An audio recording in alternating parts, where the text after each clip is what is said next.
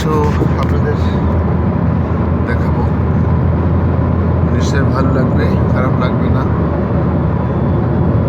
মালয়েশিয়াতে হচ্ছে কিন্তু গ্রামাঞ্চল আছে, সেই গ্রামের কিছু দৃশ্য এবং এই পাহাড় পর্বতের মাঝে কিন্তু এখানে অনেক ছোট ছোট ঘর আছে এবং সেই ঘরগুলো কিন্তু পাকা এবং সেই ঘরগুলো অধিকাংশই আমরা দেখলেই নয়, দেখেন সুন্দর আমাদের পাহাড়ি অঞ্চলের মতো ছোট্ট ছোট্ট ঘর যেগুলো পাহাড়ের গ্যাপে গ্যাপে আছে। ছোট্ট পরিসরে এই দেখানোর চেষ্টা করছি, আসলে ভালো লাগবে। দেখেন সুন্দর দৃশ্য, সুন্দর, আসলে সুন্দর। এই দেখেন আমি আর একটু এই সাইডে দেখানোর চেষ্টা করছি। অনেক পাহাড়ের নিচে কিন্তু এই ঘরগুলো তারা করেছে এবং সেখানে সবাই কিন্তু ফ্যামিলি সহ বসবাস করে। এবং মালয়েশিয়ার আরেকটা বৈশিষ্ট্য হচ্ছে যে এখানে প্রত্যেকটা ফ্যামিলির কিন্তু গাড়ি আছে।